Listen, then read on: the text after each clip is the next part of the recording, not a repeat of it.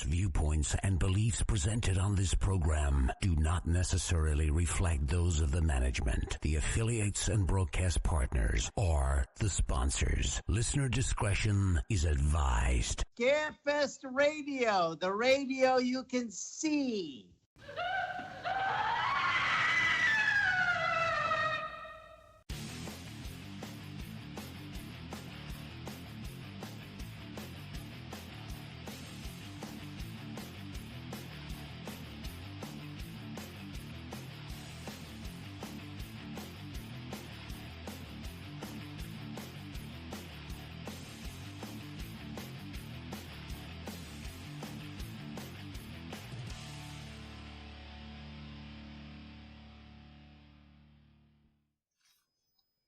And hello and good evening, everyone, and welcome to Scarefest Television. Original broadcast date, February 28th, 2025.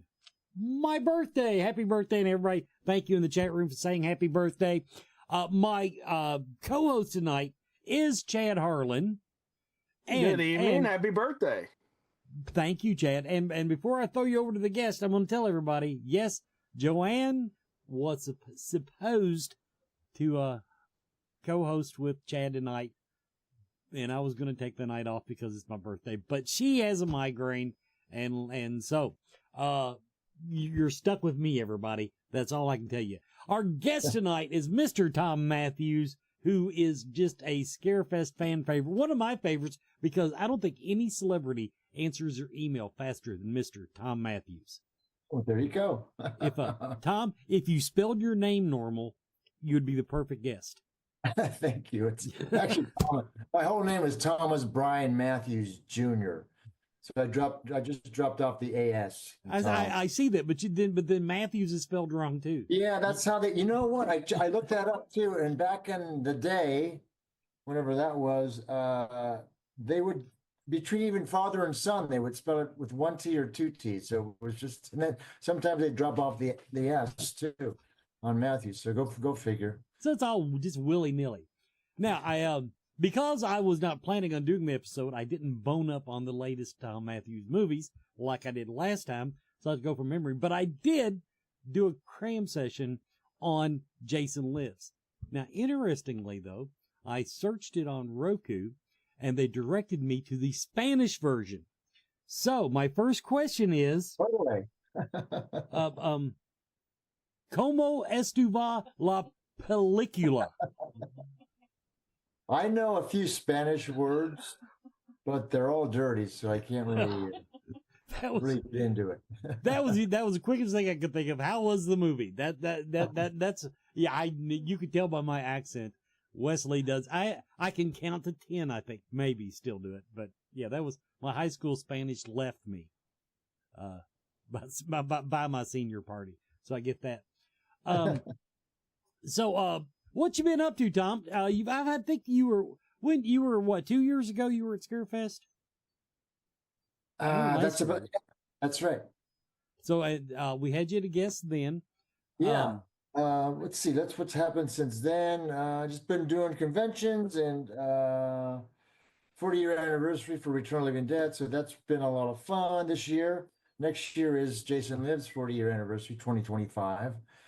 And did the Never Hike Alone 2, which was Friday the 13th fan film that's out. 5 million views on YouTube. If you haven't seen it, check it out. We bring back Rick the Dick because we locked him up in the jail, the deputy. The Yabang guy in the jail, so he survived. He's now the sheriff of the town. So he's in that. So it was a lot of fun. First time he sees Jason is in Never Hike Alone 2 ever. Because he's always thought, Jarvis was killing everybody. And he's got a big plan to kill him. So that's really a lot of fun. We're really proud of it, how it turned out. I don't know why they don't hire Vincent to, do the 13th, Friday the 13th film from a studio or whatever. It would be fun. That's how good it is. Now, I'm gonna throw another one of my bullshit questions at you. Okay. When you did Jason Lives, okay, did you think, wow, these people are really, really invested in keeping this summer camp open? No. Never You crossed my just, mind. you just read do the script. Go. That's the one thing I always thought about it.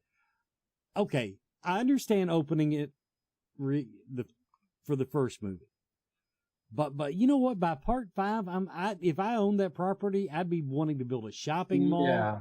bulldoze the whole damn thing down. I just Right. really think they were a little overly invested in the entire process. Yeah, I'm not quite sure how long the timeline was before it was an incident, but yeah, it's a great opening with the kids. And I stuff. actually of the series, which I've seen them all, but not in any particular order, because I watched some back in the I'm not sure it VCR matters. but see, that's the thing. I feel like it is a series of movies that, if nothing else, other than, I guess, some of them were a little formulaic, I thought they did a really good job of keeping it fresh. In other words, coming up new ways to dig him out of the grave and stick him out there. I thought the spaceship was a little iffy, but other than that, there was just something about the continuity in part 5 that I just liked. I mean, you hit the ground running. He just slashing, chopping people's heads off, and of course, you weren't in it, but I loved the paintball scene. That's in 6. He said 5. Okay, 6. Yeah. Well, anyway, the point being, the one you were in. That's 6. Yeah. Yeah. Okay. John Shepard was in 5, But anyway, and then Corey was in 4. don't know If you're now gonna that see I've any already of it- screwed it. See, I was if you're gonna totally see- unprepared for tonight. If you're going to see any of them in order, if you were going to, I'd see 4, 5, and 6 only because Tommy Jarvis, Right. you know, evolution, and as an age, I guess, suppose. Okay, Chad, over to you. Redeem me, because I'm just messing this all up. Hey, Chad. Tom, it's great to see you again. I think the last time we talked was about 2022. And we talked on the show when you came on about some of your background and history and how you ended up in movies. I don't want to spend a whole lot of time on that, but I know we got a whole lot of new viewers here tonight that weren't here last time. So can you just give us a little bit of background on how you got into acting and how you ended up in Return of the Living Dead? Yeah, long story short, a girlfriend of mine I was dating at the time suggested, because I was out of high school, you know, not knowing, my grandfather was a carpenter at the studio, so I knew carpentry and stuff like that, so I was kind of doing that, but didn't really have a career path. My girlfriend said, why don't you become an actor? And I was like, that's what I'll do. So I started studying, and before you know it, I got a bunch of commercials, got an agent. My first gig was on Falcon Crest. I had a couple of lines, got my SAG card, and then I got a commercial agent, did very well there. Then I got a part in The Woman in Red, a bit part, and then my first major role was in Return of the Living Dead. And that was a long process because of they had a litigation problem. So I went out on the audition. Got a call back, read for Dan, thought it went really well. Didn't hear anything. For 9 months later, I get a call back. I'm like, this thing should have been in the can already. They had a litigation problem with the title. They wanted to secure that. So I went to the callback, the second callback, and I found out there that I was cast, and I was reading with actresses to play opposite me for Tina, and Beverly Randall ended up getting that role. Well, certainly it was an iconic role for your first, especially in the horror community. It was, and you know, it's a great, fun part for an actor because you start off as this young, innocent kid, and you know, in an hour and a half, you become a brain-sucking zombie. So it was a lot of fun to play. And plus, I was at James Cairn. You know, that was a highlight for sure. We found out on the second one that we were in together, that we were born on the same day. So then we celebrated our birthdays together every year until he passed. Yeah, it was Wow. really great to get to know him. And you already touched on it. Let's touch on that real quick. What's that? You became a brain-sucking zombie in the first Yes. one and still made it back for the sequel. How did that happen? The Japanese. They had the script they wanted to make a sequel, the production company. So back in the day, they would go to the foreign territories, Italy, France, Norway, all of them, to get a seed money to make the movie. And with the promise of them in a year giving them the finished version of the film, and they can distribute it however they want. When they went to Japan, they said absolutely, it was a huge hit here. So they had one request, and that was to bring James Cairn and myself back in some fashion. Wow. And that's how it happened, and that's why it happened. That's Money a good talk. request. Yeah. Well, we're up on our first break, so I'm going to go ahead and toss that, and we'll be back in just a minute with Thom Mathews. Are you a fan of horror movies, books, comics, music, and collectibles? Rue Morgue magazine is for you. Subscribe today to receive 6 or 12 print issues annually and join me, executive editor Andrea Subasati, on an ongoing journey through the horror genre of the past, present, and future. Plus, get access to unmissable special editions such as A Century of Witches, 50 Years of Gore Cinema, British horror movies, and so much more. Rue Morgue, the world's premier horror and culture and entertainment magazine since 1997. Accept no substitute.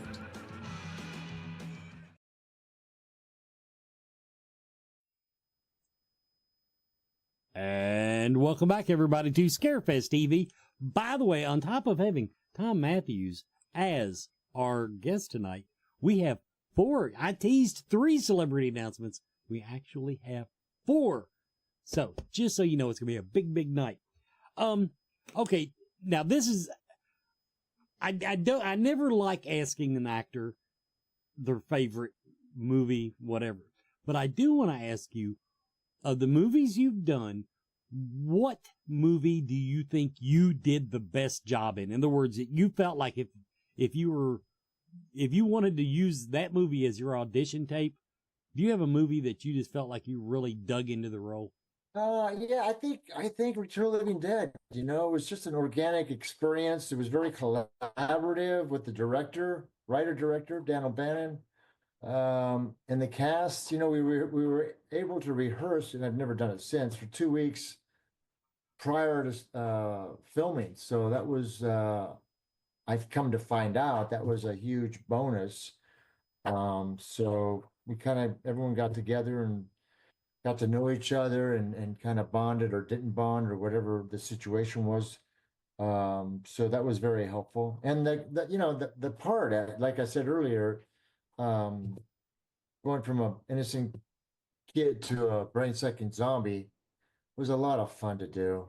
And everything in between, dying and your emotional state where you were at the particular time in the script, because it's not shot in order, so you got to kind of figure it out on the script and have your notes and stuff and be prepared for that.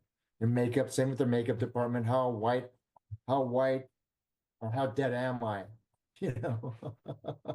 As we're going along. And it was very collaborative. I mean, James Cairn, when he cooks himself in the crematorium, that was his whole idea. He came up with that whole thing, taking his wedding ring on, putting it on there, and pushing himself in while he still had peace of mind. So that was a pretty poignant moment in the movie. So, Dan was open to all these suggestions. It was really, really collaborative, really great.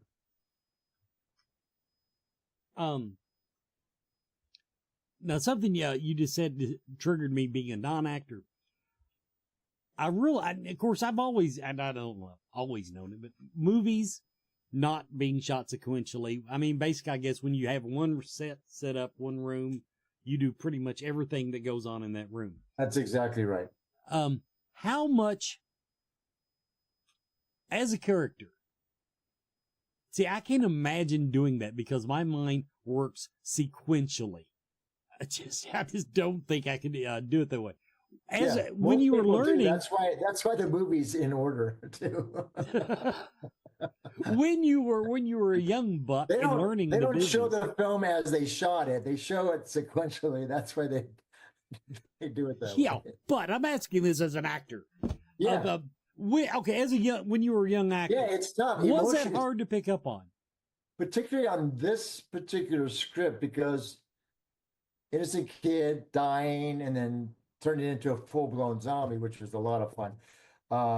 You have to have your notes in your script as where you're at, and the makeup helps because they know what they're doing.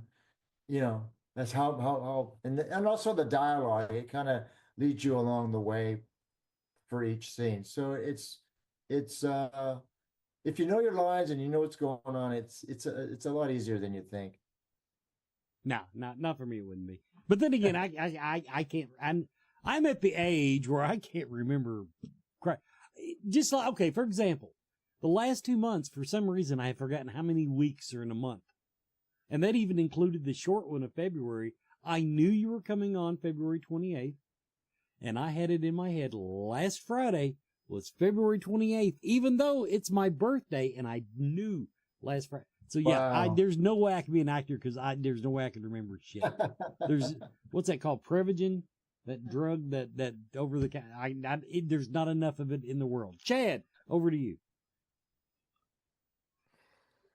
Tom, let's talk a little bit about some of the other stuff you did, and I'm going to start out with you worked a lot all the way up to 2017, and then you had a break. What brought you back into the industry? Well, the Never Hike Alone was producer on Never Hike Alone had a meeting with him, and that's not what brought me. But they had already shot sequentially the first half of the movie, which is unusual, and because I had no plan to do a fan film. I mean, come on, I've seen fan films. It's like you and I out there with their iPhones, stuff like that. So Absolutely. I was being, although now they seem to be a lot better quality. Oh, unbelievable.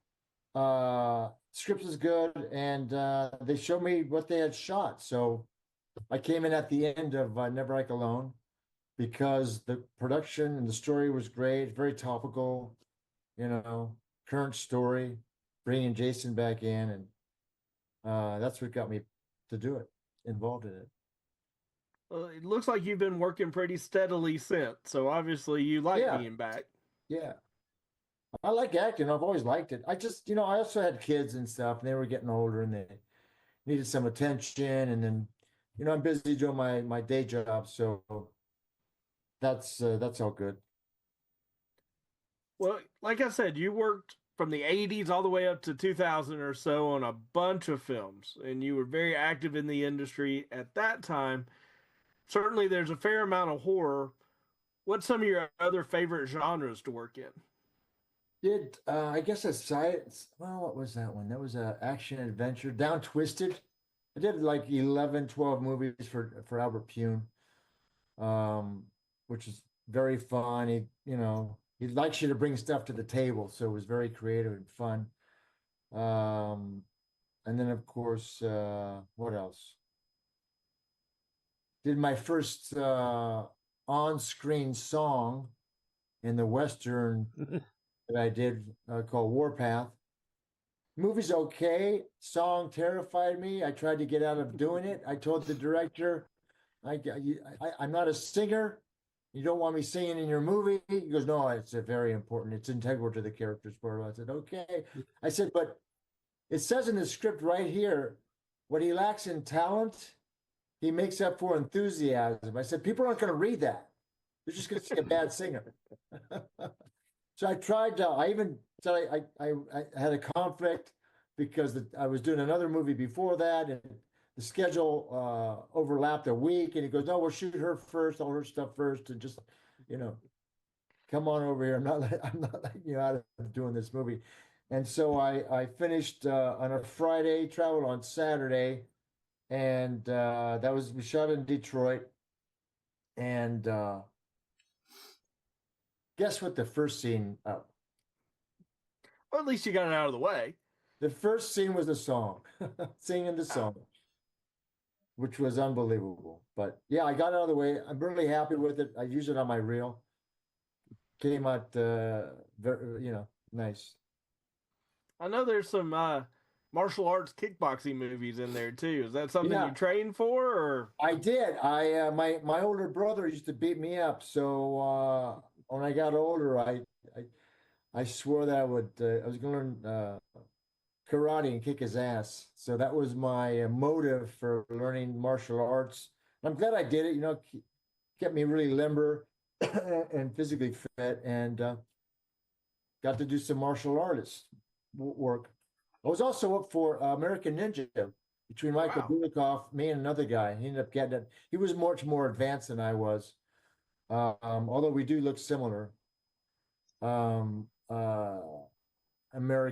Ninja-ish. And then Blood Match, which was another Albert Pune movie. We shot that in 3 days. Oh, wow. He was coming off of filming, so he had the set already. He had the set of American Ninja 2 or 3, can't remember which one. So he wrote the script really fast and kind of pulled it off. A lot of dialogue.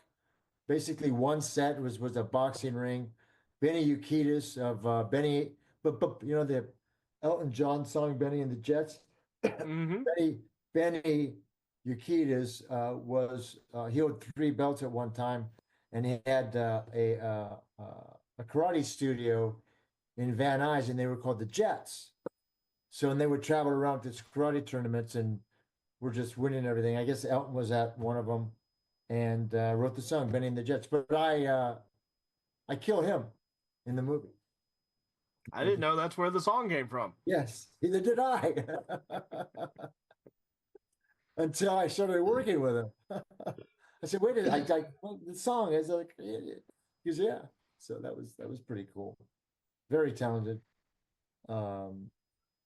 Is there a genre that you enjoy more than others? I like dramas, I'm a drama guy. I mean, my favorite films are well, I have a lot of favorite films for a lot of different reasons, but I always go to The Godfathers and things like that. I do like comedy. Was lucky enough to work with George C. Scott on Mr. President when he was doing that TV show. So that was really cool. Telly Savalas did another TV show. Yeah. Telly became about playing poker at night and then actually filming. It was just a wild experience. We shot that over in Europe, over in Yugoslavia at the time. Yeah, it was still it was still a communist country at the time, Bratislava. So yeah, that was it's been fun. A lot of traveling, in my career, my acting career. Buddy, I'd be happy, I've lived in the same 30-mile radius my whole life, so that'll say something about me, I guess. And you shot a movie about Louisville, even if you didn't come to Louisville for that. So, your travels bring you to Kentucky at last for Eternal these Living conventions. Dead took place in Kentucky. Yeah. So you'll get, and I know you did last time, you'll get a big turnout just because it holds a special place in our heart here in Kentucky. Yeah, for sure. Great people. Great people. We're going to go ahead and toss over to the bottom of the hour break, and we'll be back in just a minute. Okay.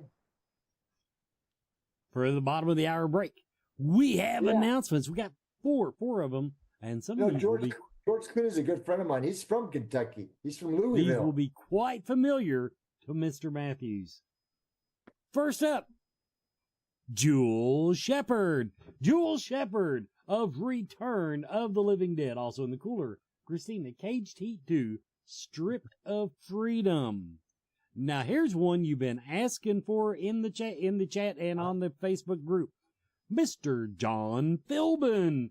John Philbin, also of Return of the Living Dead. And of course, Children of the Corn, Soul Surfer, Point Break, Mr. John Philbin is coming back this year.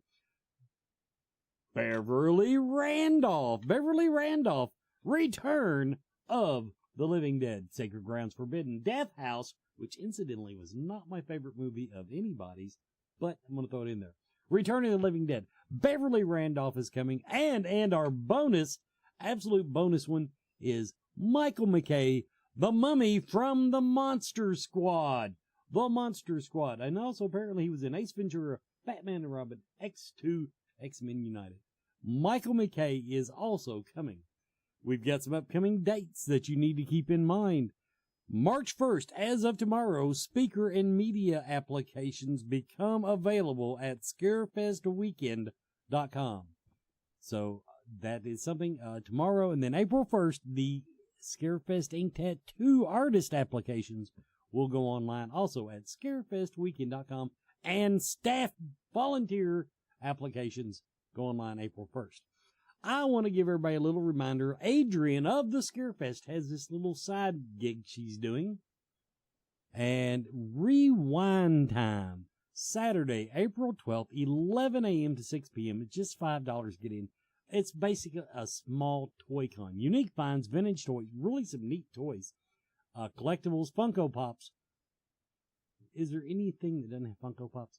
Sports memorabilia, but it's a little collector's thing. It's at the Clarion Hotel, right as you get off the interstate into Lexington. But Rewind Time, look it up on Facebook and get the details. But coming up Saturday, April 12th. Hey, and next weekend, I will be at Lexington Comic and Toy Convention, March 6th through 9th. Yes, I will be there all 4 days if nothing changes. So there, right there in the convention center in Lexington. But if you're a pop culture comic toy fan, everybody around here knows Lexington Comic and Toy Convention. Well, stop by the Scarefest booth and say hi. And I understand Brandon is going to be there with me all weekend. So next Friday, we'll be coming to you apparently live from the convention floor at some point. And one little reminder I want to tell everybody about the Central KY Mystical Market, Central Kentucky Mystical Market, 1165 Center Parkway in Lexington, Kentucky's premier psychic and artist market. Happens the third weekend of every month. The March version will be Sunday only, March 16th. Runs Sunday noon to 5, but check that out also online. You can find that at scarefestweekend.com. And we're back now with our guest, Mr. Thom Mathews. From the chat room, I do not even know what the context of this question is, but I'm going to ask it almost as it was asked. On Dynasty, did you get slapped or did you get to slap anyone? On camera?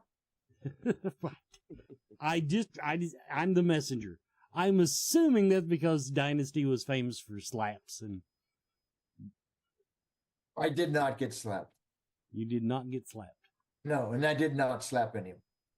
Did you think about it? Didn't think about it. No, come on. As the kids say, smack a bitch up. That's I think there's a song title or something. Anyway, so now I've been looking. I wish that I had known I was going to be co-hosting tonight, because another reason you're one of my favorite guests. Your shit is streaming.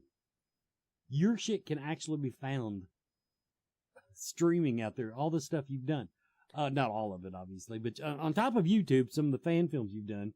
I was going through on IMDb, and Tubi and Pluto and a bunch of them have a bunch of your stuff. I do want to ask about what I saw was apparently your newest released project, Go Away. Yes. Tell me about Go Away. I'll give the blurb, and then you tell me a little bit more about the film. Okay. During a family gathering, dinner is interrupted by a knock at the door. 5 intruders take the guest hostage and put them through a series of sadistic games. As the night goes on, the intruders realize they also may have something to fear. You're what they have to fear? Yeah, Tuesday night plays my new wife. I don't want to give too much away in case people want to see Okay, it. yeah, no spoilers, but Robert Mukes is in it, great guy, giant of a man. Um, and the intruders come in, and the kids are skeptic of her mother getting married so soon to me because they don't know me, and comes to find out that they really don't know me, and the intruders made a big mistake. I'll just leave it at that. you have to excuse me, my sinuses just decided to all go down my throat. Nice. Come on in, Chad. We'll step in for a minute. Let Wes recover. So I see from your IMBD that you're starting to move into producing. Is that something you've wanted to do, or is that just been a natural evolution?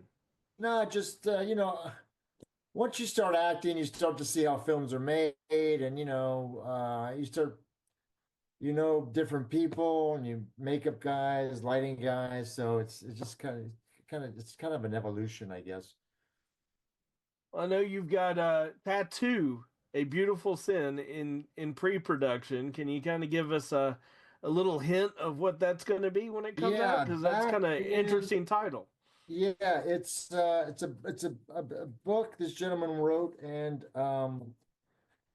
uh murder mystery. I kind of see it as Seven with Brad Pitt Yeah. in that movie. So it was kind of that kind of vibe. These two detectives trying to figure out why these people are dying under these unusual circumstances. And the gentleman actually wrote 3 books. And I'm wondering how to say it and not to give it away, but it's probably so far off in production. So what ends up happening, these people are dying, and their skin is missing, and it looks like it's crowded from an animal, whatever. Their hair is all bleached, blah, blah, blah. Somebody's taking the tattoos and selling them as art. Oh wow, that's an interesting concept. I know. They stretch the skin, put it in a frame, and they sell it to this eccentric guy in Europe. And he's got all Wow. this. Yeah. So the people are dying of the tattoos. Tattoo artists are dying because, as an artist dies, the price goes up on stuff. So that's Oh, the I hadn't even thought of that aspect of it. So the concept. Yeah, it's pretty cool. Very dark, but very cool. And good. it's somebody who's doing it is a guy, could be your neighbor, but in his basement he's uh, uh he's a vet, and he takes care of dogs and embalms them and things like that. And along the way, he's collecting tattoos and selling them. I know.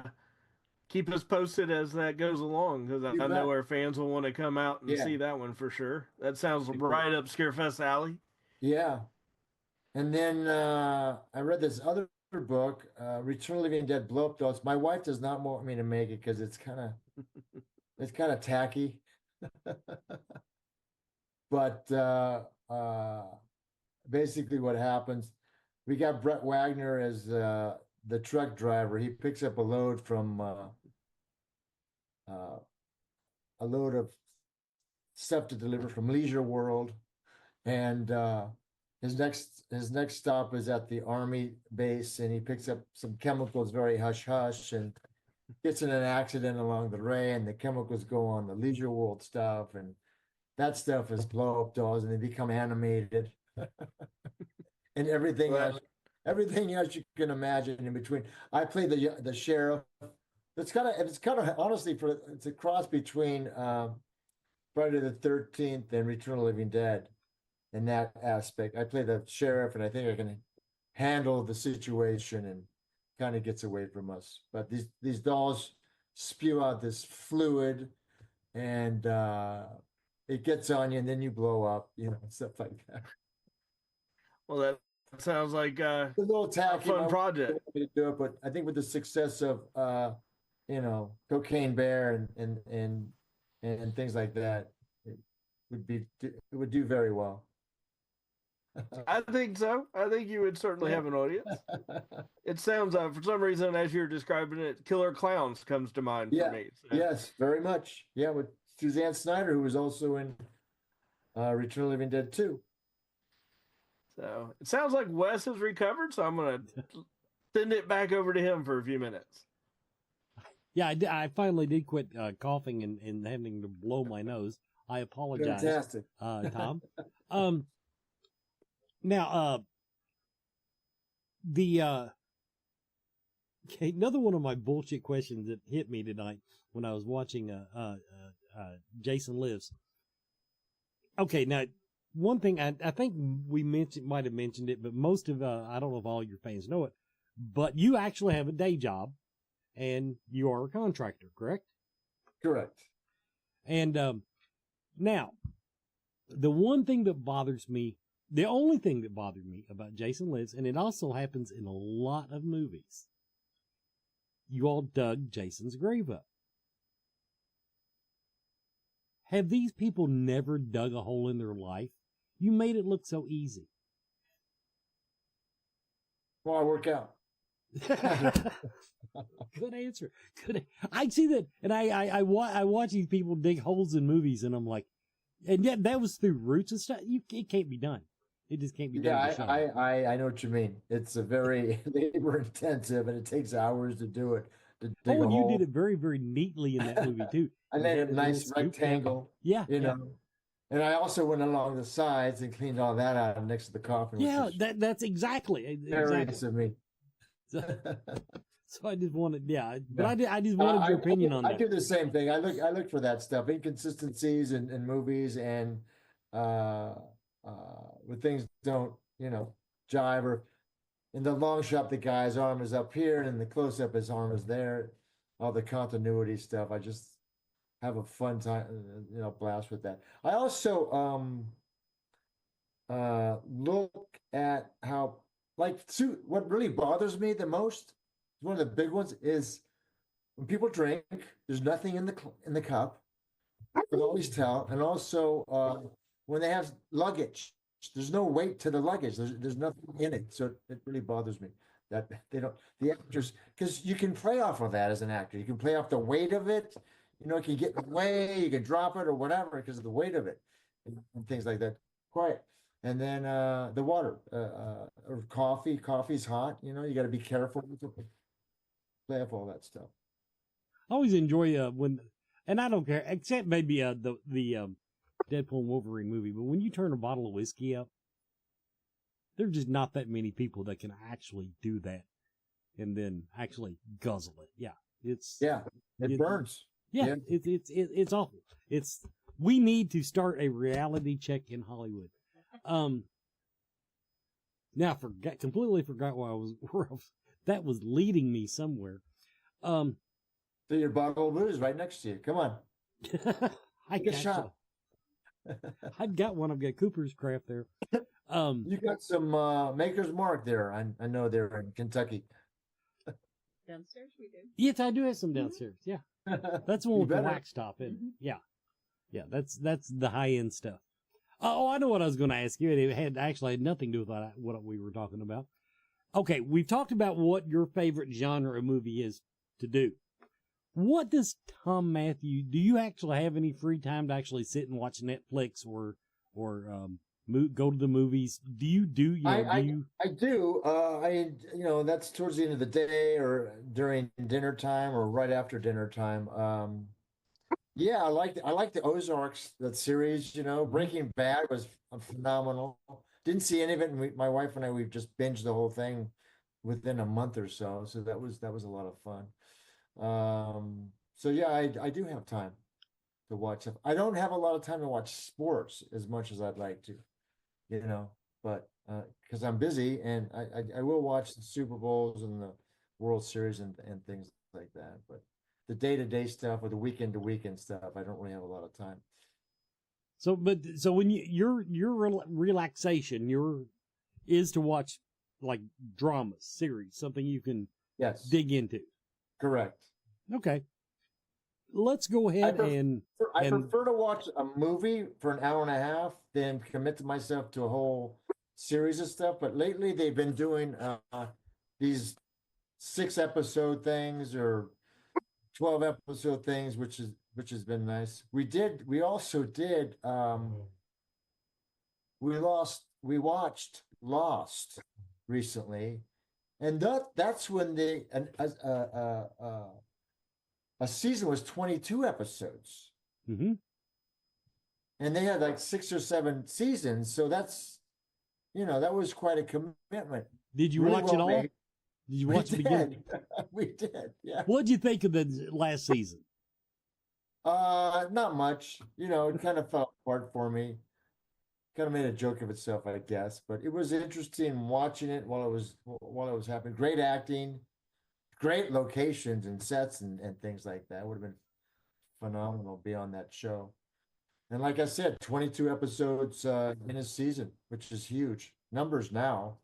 We don't see that anymore. Yeah, that if I had to pick apart the streaming networks like Netflix and Prime too, they do some great stuff, but a season is like 6 episodes now. Yeah, and you'll get more. Well, don't want to say high caliber actors, but you will get more movie actors involved because it's such a short run. They don't have to commit to, 7 seasons. That does make sense. Okay. 5 seasons, or even 3 seasons, or even 1 season. All right, everybody, we've got Bonehead Weekly up now. We'll be right back with more Thom Mathews. Hey, Scarefest fans, this is Joe Lewis of Bonehead Weekly. I hope you're doing okay. Finally got to watch something this week. I wanted to get to go out, but this is one of those things that's on Hulu. I missed it last year because I really just had no desire to see it. But it's 2024's Immaculate, starring Sydney Sweeney. Now, I have not watched a lot of her shows or whatever that one is on HBO Max or whatever. But she's a really good actress. She's really good. She's a really good actress. I've seen her before. She's quite lovely, but she's just a good actress. I really respect her. She's so good in this. She's actually the reason why the movie's not awful. Immaculate came out last year. It was a semi-success in the fall. Basically, she's an American who is a nun who goes across the way over in Italy countryside to a convent for some reason. I'm still not quite figured it out. And the moment you get there, you know she's not supposed to be there. She's got every single character cliche of, oh my God, warnings and things of that nature. Still goes anyway. It's one of those things that kills me about these movies. And it turns into a nightmare, and there's a sinister secret. Imagine that. And they're hiding something. This is kind of like Rosemary's Baby light, which gives a lot away if you've ever seen Rosemary's Baby. But it's like that, only light. Not so many calories, just partial calories. Rosemary's Baby is tasty and filling and fattening, and this is called Immaculate, and it's light, and I guess it's okay on a summer day. It's not too heavy. It's kind of how I feel about this movie. I would actually not recommend it, but I'm going to recommend it because of the last 20 minutes. The last 20 minutes of this movie are really good, and it sticks to you hear me once again, I'll say, third act. This third act's actually much better than the first 2. It sticks to the landing, and it goes for the dark, dark ending, which I didn't think they had to do, but they did, and I appreciate it. So I do kind of recommend Immaculate simply because of the last 20 minutes, especially the ending. And Sydney Sweeney, she's a really good actress, and she's really good in this, and I'm impressed. I can't wait to see some more of her stuff. So this has been Joe Lewis of Bonehead Weekly. Ta-da! That was probably Joe's shortest movie review he's ever done for this show. Anyway, everybody, we're back with our final segment of Scarefest TV and our guest, Thom Mathews, of Return of the Living Dead fame, and Jason Lives, and just a whole slew of other things. Okay. First of all, from the chat room, Brett wants to know what your favorite cigar is.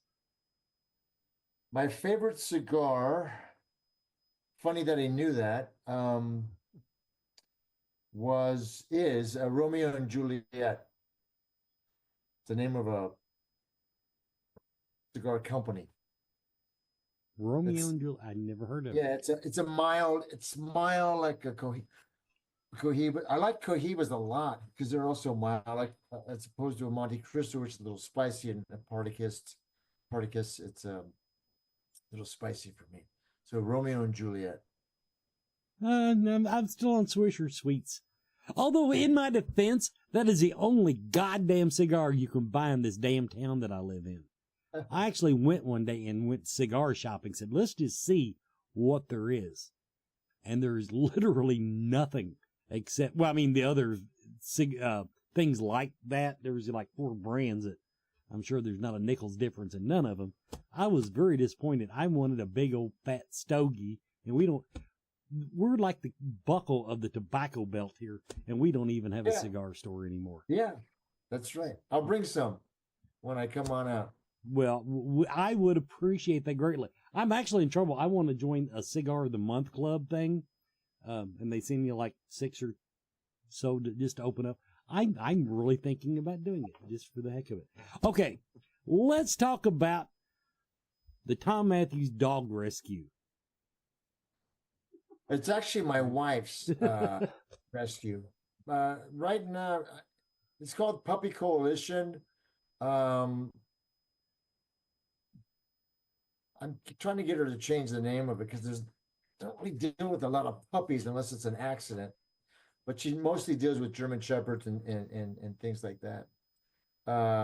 And she's been doing it for a while. It's a lot of work, a lot of heartache. She gets emotional whenever she sends a dog off or has to put one down because they're sick or whatever the situation is, and all the situations are always different.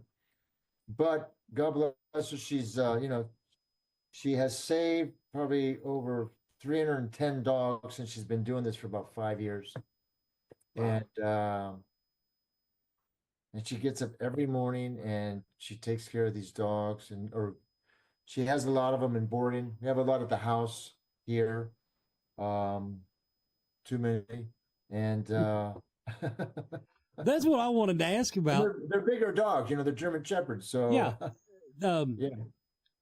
I mean, I've got medium-sized dogs, and I got 4 of them, and that's like too many at best. Yes. And how many do you have running around the house right now? I'm not at liberty to say because I don't want anybody showing up on my door. You know what I mean? But there's a bunch. A couple. You got a couple. A lot of them, she finds there's a network, and somebody should do a documentary on the dog rescue business because the Tiger King has nothing on the dog rescue business. Trust me. The women that are, and it's mostly women, are involved in just like bat cutting and just some awful things that go on and some great things that go on. So it's a very mixture of a bunch of stuff. Recently, for example, this one guy was very popular in dog rescue. Well, we find out that he died like a year and a half ago, and his wife was pretending to be him on Facebook to get the donors to keep coming because they were living off that money, I guess. So and then it came out that he died, and the family's upset, and the donors are upset at her. So I mean, like that. But she's got a lot of dogs at boarding, and she's actively looking to place them. But she'll get them from the pound where they're going to get euthanized. We have our 4 dogs here that were rescues, and they were all going to get the axe, and we saved them. So it's all good. I love dogs. They're all great. We have too many here, more than the 4, and I just don't have enough time to give to them and all the attention they need. So that's a one thing. We got 4 dogs because we love dogs. There's no other reason, any other way to explain it. The dogs are the greatest people on earth, for sure. The one thing I've noticed having that many dogs is they get progressively stupider because you have one dog, you put your time in on it, you train it to behave. But when you have 2 dogs, then all of a sudden that dog's attention is split between you and the other dog, and your attention is split between 2 of them. And by the time you get up to 4 or more, I would assume they just squirrel. That's a pack. It's a free for all. Okay, now dog rescue. What's your opinion on cats? I like cats. Cats are really independent, a lot more independent than the dogs, and not so needy. Depending on the cat, I really like a cat that's like a dog that'll fetch and things like that. That's some of my favorite cats. Yeah, there's a few of them like running to, around rub TikTok on you. and I don't like Instagram. I don't like the cats that are really aloof, and they think they're better than you. You can just tell they've got attitude. They've We got got- servants and no Yeah. job. Exactly. I think they are better than us. Yeah, it's not a bad deal. Yeah, we got. Actually, all of our cats think they're better than us. Yeah. That's and better than the dogs and everything else. Okay, Chad, you got anything else? I enjoyed talking to you, Tom. It is a pleasure as always. You're great with the interviews, so it's always a pleasure to have you. Thanks for having me. I appreciate coming on. One last thing, do you have any conventions between now and Scarefest you want to plug? I do, and I'd have to, you know what? Let me look them up because I can't remember. They all kind of become one after a while. But what I do have, I've gotten smart in my old age. I put them in my calendar under cons, and they all come up. So Cherry Hill in New Jersey coming up in March 15th, 16th. What else do I have? I've got Monster Expo. That's in, I think, Maryland, MA, wherever that is. Manahoney, doing a drive-in theater for the weekend. I love drive-in theaters, so apparently it does very good. And that's in I don't even know where that's back east somewhere, over by you, past you guys. Days of the Dead, we're doing a lot of the Days of the Dead. Chicago, Indianapolis, we've already done Vegas, and was in Atlanta. Brett Wagner's in the chat room now saying he's going to be in Fresno. He's going to be in Massachusetts. I'm getting to that, man. And then Sinister Creature, a con in Sacktown, I believe. Fresno's coming up. Days of the Dead again. Fresno on July 26th, Brett. And they're doing for everybody out there, they're doing a con, and it only Friday the 13th.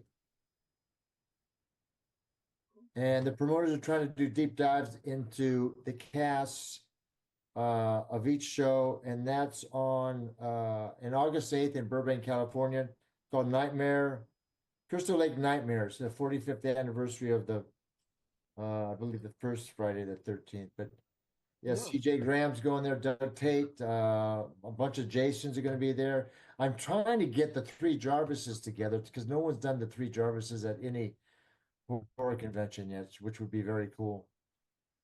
Or even two Jarvises, that would be a fun thing for the fans. That would be Jarvi.